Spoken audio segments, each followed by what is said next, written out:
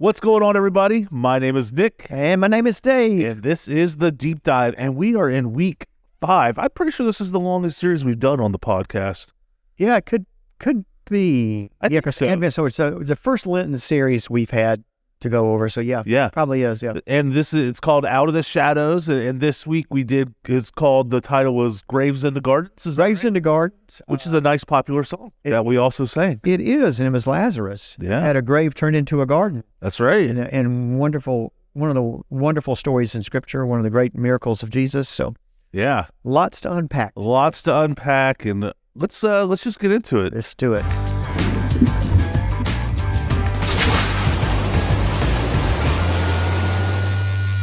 Well, Dave, I would ask you about your weekend, but I feel like we spent the whole weekend together. I mean, it's been quite the variety of things over the last few days. That's true. We got to start by celebrating the Bokers, Nick and Katie. They got married, and we're just so excited for them and just so happy that it's a done deal. They're finally married after, I think they dated for like 7 years or something like that. So classic moment at the wedding. Yeah. Wedding reception. Which one? Me and you and Boker dancing together. That's true. And I think there's some video out there of it, at least some photos. I was sent one by, I think it was Chip. I think he got a picture of it or a video of it. So there is some incriminating evidence out there if you look hard enough. And yeah, it was a good time. It was a fun celebration. Saturday. The venue was cute. Then Saturday, youth trip. Yeah, Saturday we tag teamed with Austin. Shout out Austin, thanks for coming. And then we hauled some boys around and did kind of a guys retreat on being a God's masterpiece and creation and stuff like that. So I ended up going bowling. We did bowl at the end of the day. And I have to say, Nick Yother's got some bowling chops. He does. I do, but it's been too long since I've dusted them off. So yeah, but you look like a pro out there, and the rest of us were just trying to get it down the lane. So. No, y'all don't give yourselves enough credit. I think I only won one of the games. So, but yeah, it's been a while. I used to bowl so much. I had my own ball, had my own shoes. Did you know that bowling balls will break after so much use? You would think they'd be pretty sturdy, but I had one that busted. It was crazy, but it was designed for my curve. I mean, I could let that thing go, and I would know it's where it's going, his strike or whatever. Good times. Good to know. But that's not what we're talking about. We're not here to talk about my bowling chops. We're here to talk about the story of Lazarus. And Dave, why don't you kind of take it away where we started with the sermon? Well, this is one of the great miracles of Jesus, and it really is almost a prelude into what's about to happen with starting this Sunday with Palm Sunday and going into Jesus' own resurrection. But the story of Lazarus being raised from the dead, and so as I did in the sermon, I think it's important, and I think this might be a possible place for a deep dive, is thinking about this is real events that happened, and real people involved. So I went back into chapter 10. The whole Lazarus story is in John chapter 11. I went back into chapter 10 a little bit to give some context. And Jesus had been there. They call it the Feast of Dedication, but he had been in Jerusalem for that, which is essentially Hanukkah. So you think about where Hanukkah falls in the calendar around Christmas time. Right. And so at there, he had a confrontation with the Pharisees, the people who probably eventually put him to death. But he had a confrontation with them in which they had said, hey, don't keep us in suspense. Are you the Messiah or not? Now, they're not asking that as seekers. They're asking that as people trying to catch him in heresy so that they can stone him, put him to death. And so he says, look, I've been telling you if you haven't listened. Yeah. And so it was a pretty tense scene in which they took him. They were going to stone him right then and there, but it didn't say how, but it does say that he escaped that. And so he goes off back into the same area where John the Baptist had been baptizing people, which we know is about 50 or 60 miles away. And so he's there. And I don't know that I'd really even put together what the timeline was. So he's going to be down there for several months away from Jerusalem, away from Bethany, which was kind of a suburb of Jerusalem, where Lazarus and Mary and Martha lived. And so they're down there because their lives, are threatened. Right. Jesus and probably everybody that's associated with him. He continues to preach and teach and heal, and people continue to follow him. But Lazarus, back in Bethany, gets sick to the point of death. And the sisters, Mary and Martha, they're all very close to Jesus, send word to Jesus. It's going to take a couple of days for the messenger to get down. It wasn't like sending a text message. No, it wasn't. This wasn't a call, right. Even a telegram. This is sending somebody by foot. And going to where they were would have been hard, but not as hard as coming back. Right. And I didn't really get into that much, but the elevation from Jerusalem down to sort of the Jericho region is incredible. It's just almost like straight downhill in parts. It is. I talked about on Sunday that I had been in Israel one February where it was snowing in Jerusalem and it was like 100 degrees down there. Oh my God. Just the variance of that. And you had to come back up through those mountain and those tough hills. But anyway, that's beside the point. The point is, they get the word. And so now what do? Well, Jesus says, well, this is not going to end in his death, but it's going to be to glorify the Son. But there is this conversation about going back, and they wait 2 more days, and it's interesting the way it just kind of says it matter-of-factly in Scripture. They wait 2 more days before they come back. Yeah, like there's no urgency here. There is an urgency. I imagine Jesus is waiting on the perfect time. Yeah. The disciples are probably, there's some fear going on in a conversation around that. But one of the things I talked about on Sunday is just, God's timing on things. Yeah. Because oftentimes when we are faced with a stressful situation and we're praying for it, we are very anxious for God to hurry up and do this thing. Yeah. Answer this prayer, right? Well, I mean, that's the culture I feel like we're in. And anything we want, I need another drink. Yeah. I go grab it, or somebody brings it to me. Or, what I mean? Like we are in a very instantaneous gratification area. So this idea of praying and waiting on God's time is not probably our favorite. Well, the other thing is like getting Jesus' attention. Why aren't you dropping everything that you're doing and coming right now? Yeah. Yeah, there's that part of it, but just also I think that God's timing, and when we're praying for something sincerely, for some, a child that's sick, or, trying to get peace about some huge decision we've made, or, that kind of thing, it's interesting how impatient we can get with God. Absolutely. Feel like, well, God, aren't you hearing me? Aren't you listening? But Jesus's timing is always perfect.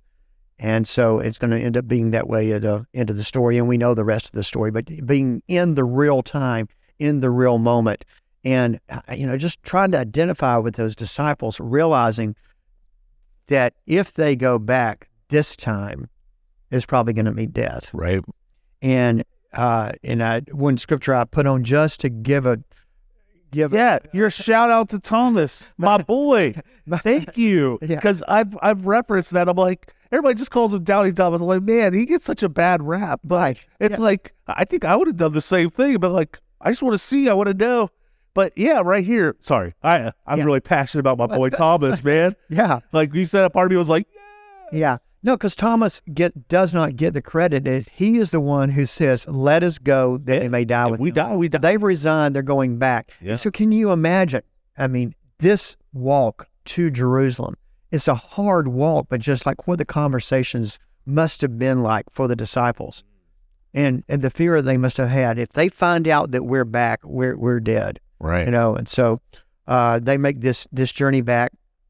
And as they get close to, and I think most people know the story, but as they get close to the village of Bethany, again, right outside of Jerusalem, like 2 or 3 miles, people come out to greet him, among them Martha.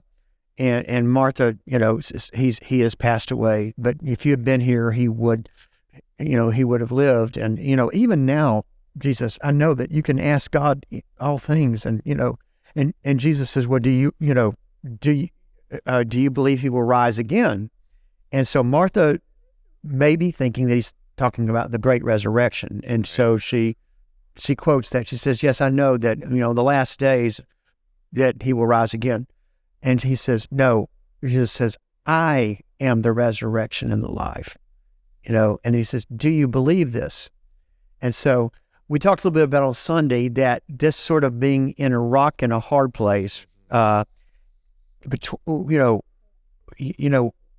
it's Jesus, right? Right. And so if you say you believe and you don't believe, there's some doubt there. Yeah. Well, he's going to know. He's going to know. He's going to know. Yeah. But if you say, I kind of hope so. I'd like to believe, so it's like, what do you do in that situation? And I guess what I wanted to say on Sunday is that is just, I think, all on us. I think God is inviting us on this journey of belief. God wants us to believe and grow in our belief and our trust of Him, but He meets us where we are. And I use the story of the man who had a son who was having seizures, and Jesus asked him the same question. This was earlier in Jesus' ministry. And he says, I believe, help my unbelief. And I just think, that's about as good as we can do in some situations. Yeah. We would love to have this wholehearted, of course I believe, I have absolute faith that, I prayed it and God's going to do it. But there is this human part of us that Jesus meets us in, to that. And I love that you preface or you said it like that, because when you really think of resurrection and life, people might look at this and go, well, what does this mean for me today? And, you can even think about this in a figurative sense too, of where does your life need to be revived? Where maybe does your faith need to be breathed into and given new life? And finding that in Jesus and letting Him come and be a part of the hard stuff in our day now. This is death in this story, but where are we maybe spiritually killing ourselves along the way now? You know what I mean? Well, yeah, and having that assurance of life here and now, and joy and peace in the here and now. But where Jesus meets us mostly, I think in the most profound ways. I think we see in the next little scenario where Mary comes out, and Mary says similar things to Martha. If he's dead, if you were here, he wouldn't have died. And there's some other Jewish people there with him come out with Mary, and they're all crying because of Lazarus. And Jesus, the shortest person in the Bible, Jesus wept. Right. And I don't know how much I can tell you that I've had to rely on that verse at times in my life, when I've wondered, where is God in this horrible situation? Yeah. Why did God allow this? Where is, and to have this verse to tell us that God is there and right there in the midst of our sadness and our loss, and weeping alongside with us. Yeah. Yeah. Yeah. There's definitely some comforts in recognizing God being in the midst of that with you, and that He's not separated from you, where it might feel like it feels very separate, but actually He's kind of there with you, kind of feeling what you're feeling. Right. And it's interesting that, I don't know if I ever shared this on the podcast. I know I've shared it with some people at church. Where I really started out, the first place I was ever a pastor of a church was here in Cherokee County at Holly Springs many, many years ago. It was 94, 95. My student appointment when I was a seminary was at Holly Springs, which is, I live a mile from now. Holly Springs United Baptist Church, little church, student appointment.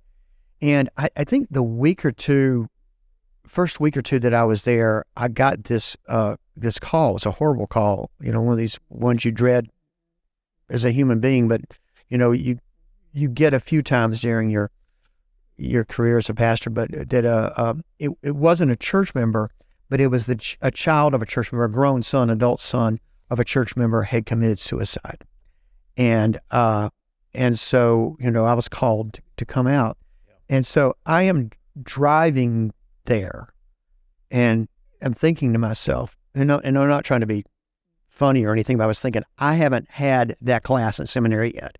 What do I say? What do I do in those moments?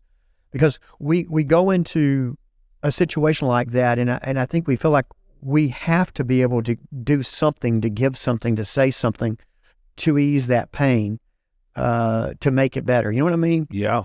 And I know in your ministry, you're probably faced with similar. I've been in on that side of the table too, of just having to go somewhere where something very tragic has happened, and so I remembered something. And I don't even think it was a seminary. I think it was actually something the district superintendent had said to me about the ministry of presence. Yeah. And sometimes that's just showing up and being with people. Yep. And you don't have to say anything.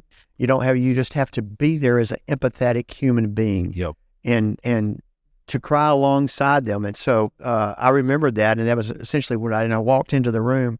And even though I didn't know the people, that the situation was just so intense that you feel through like you still might not feel it as much as the affected party, but you do feel the sadness and the hurt and the pain and stuff like that. And so, there is something that I think they were doing. They were imitating Jesus in those moments. Sure. To go in, Jesus wept. Yeah. I mean, Jesus knew that he kind of alluded to it. He could have been like, hold on, guys. It's just like something's about to happen. Yeah. He knew what was going to, but when he saw their pain, and so the people that he loved hurting that way, it moved him to tears. Yeah. And that's powerful to do. It's powerful stuff. Even though he knew he was going to raise Lazarus from the dead, he had just said the stuff about I'm the resurrection and life. But yet, Jesus wept. We can't lose sight of that. And sometimes that's exactly what God calls us to do. Yeah. Yeah. I think more often than not, when people are going through hard times around us, that the presence is almost more important than anything you'll ever say. Right. Because I know there's a time where, you can give a little bit of advice here on stuff that maybe you do have some familiarity with. But then after a while, it's kind of like, I don't have anything else to say, but I'm here with you. Yeah. Do you know what I mean? Like, I've got nothing that will fix anything. I've got nothing that will change anything, but I just want you to know that I'm with you. Like, we'll if I have to help drag, I'll help drag. If I need to help carry, I'll carry. But I'm here. You know what I mean? And I think those are things that we need to be okay with saying to people, and being in those spaces of pain and hurt with them. And it's not easy, I genuinely don't like going to hospitals, because I tend to feel the people's hurt around in some of those spaces. Maybe I haven't spent enough time in the birthing side of it where it's more happy and joyous, but I have a hard time because I'll walk by people and I don't think I have that spiritual gift necessarily of like that straight empathy, but I can just know that for a lot of these people, their worlds have just been turned upside down, whether the person's dying or not dying, so life changes so much at hospitals. Wherever we go, whether it's the sidelines where we just had lunch to Kroger or whatever, we're going to run across people that are going to be somewhere on the continuum of having a good day or a bad day. Yeah. But when you go to the hospital, there's a pretty good chance that you are going to encounter somebody who may be having the worst day of their life. Yeah. Exactly. Walking into those situations, there's a real human quality that I think you can get overcome with. Yeah. There. And, thinking back to Advent and Christmas and Emmanuel, God with us in the form of Jesus.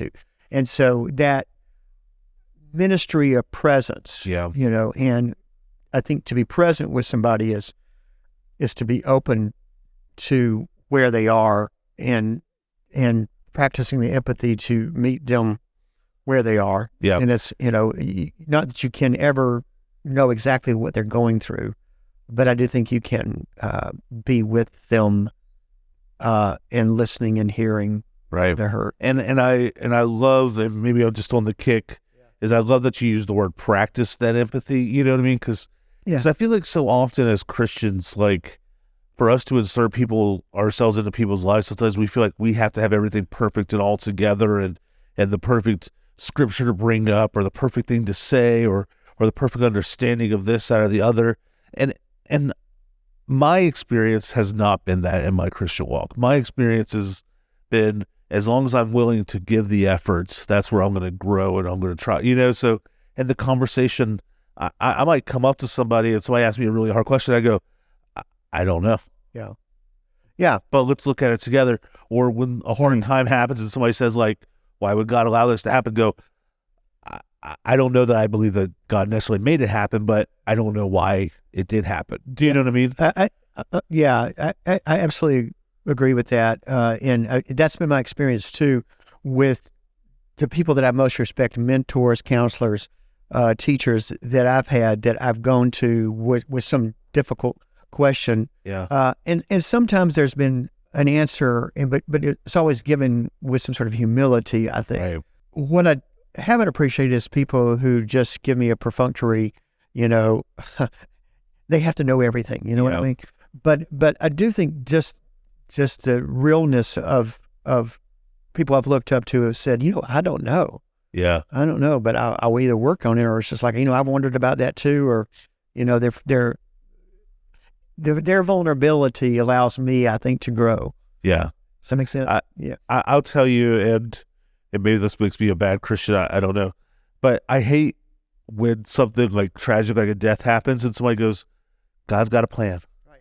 It's like, that is not helpful. Like, I believe that God has a plan and I trust that, but at that time, don't tell that to that person. Oh, right. Yeah. That's just not the time for platitudes. Exactly. Like, it is not time for platitudes. Let them live in that space. Let them live in the space they need to live in. It's completely not going to hear it anyway. Yeah. Exactly. Yeah. 100%. Sorry. That's a little sidebar, but no, that's right on point, actually. So, Jesus then goes to the tomb and he asks him to roll the stone away. Now, I didn't go into this at all on Sunday, but Martha, who has said, that she believed, back door, we wonder if she really has, because she reminds Jesus, if they move that stone away, there's going to be a stink because it's been 4 days. And that's, it's just one of those kind of little things that shows up in scriptures. You're going like, well, this is a real thing. And it happened back then too. But she says, whoa. I don't know if you want to move that stone or not. It's gonna be a bad smell. Yeah. But they roll it away, and Jesus says, Lazarus, come forth. And he comes forth, and he's got all his grave clothes on. Yeah. And how bad do you think he smelled? I don't know. I mean, he was alive. But and then Jesus says something which I spent a lot of time on Sunday. He says, take off his grave clothes and let him go. Yeah. And what I love about that is that Jesus involves them in this story. Jesus involves them in this resurrection. He has them roll the stone away. Yeah. And he has them take off the grave clothes.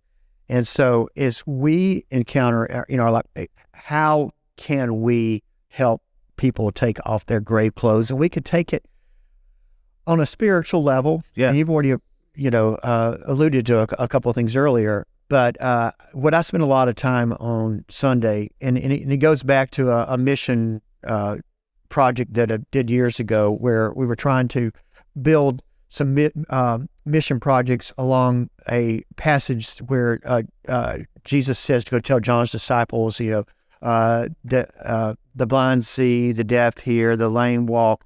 And he says, the dead are brought back to life. So, we had a thing with, for blindness or something. We had another mission for what are we going to do about the dead coming back to life? Yeah. Do we really want to bring zombies back?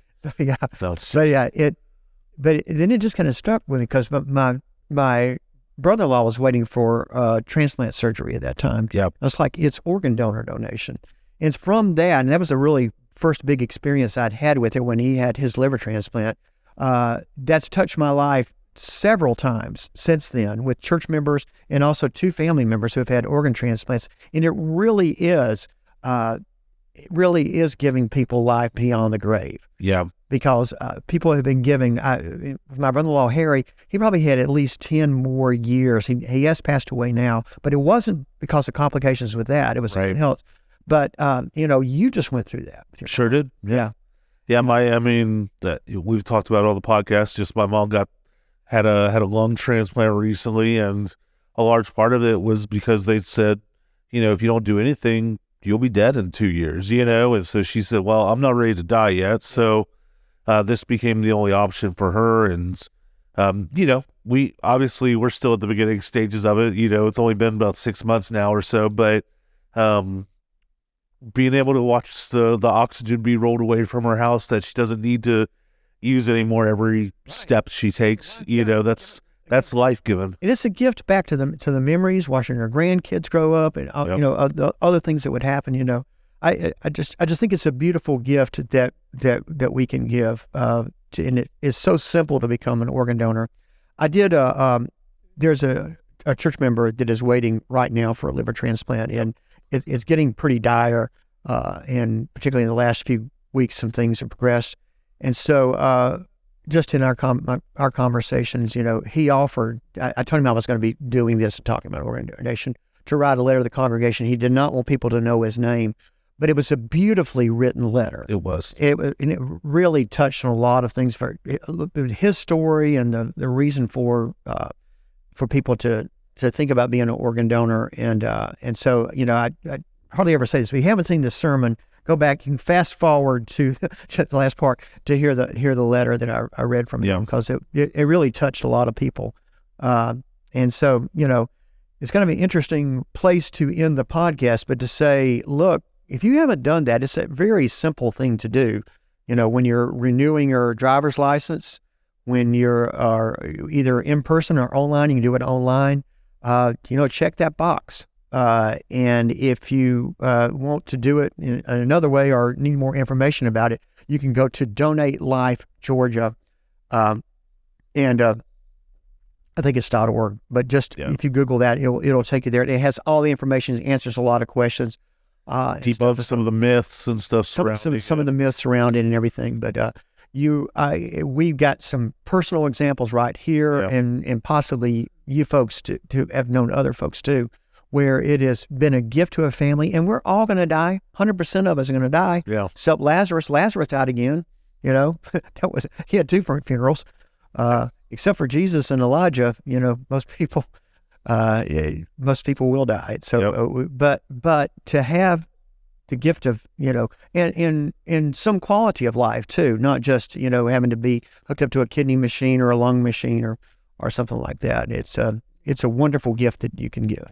Yeah, for sure. And I mean, I'm an organ donor, and, obviously it's your choice. We're not pressuring anybody, but just if you've never even considered it and thought about it, maybe it's something worth considering. Because you can't take them with you. Like if they can help other people live a good quality of life with their families and stuff like that, I think it's worthwhile to think through at least. So yeah, absolutely, 100%. So just let me touch on the Holy Week that we're about to go into. Next week. This Sunday with Palm Sunday. It is one special service on Palm Sunday, our normal 10 a.m. Worship service. But then after that, throughout the week, we've got some other touch points. One being on Maundy Thursday, which will begin with a meal in the fellowship hall, which I invite everybody to sign up and come to. It doesn't cost anything, but we would like for you to register online so we know how many to prepare for. And I hope you can be there, because we're going to end that meal just around tables having Holy Communion, just like Jesus had Holy Communion around tables with his disciples. And then we're coming in for the 7 o'clock Maundy Thursday service here in the sanctuary. And it's going to have a lot of drama and a lot of music. I will have the communion elements there so that if you're unable to come to the dinner either before or after the service, there will be opportunity for you to take Holy Communion. Then on Good Friday, tell us what's going on Good Friday. Well, we'll have the Stations of the Cross set up, which is, if you're not familiar with the Stations of the Cross, the building, the sanctuary will be open from 7 a.m., I think, till 7 p.m. And it's basically kind of some guided prayer meditation times around Good Friday and the events that happen that we're remembering and stuff like that. There are 12 key events that happen around the resurrection from Scripture and reflection on that, and each one of those. And it's a guided thing. There'll be some soft music playing, and just chance for you to be there and prayerfully consider Jesus' gift to us on Good Friday.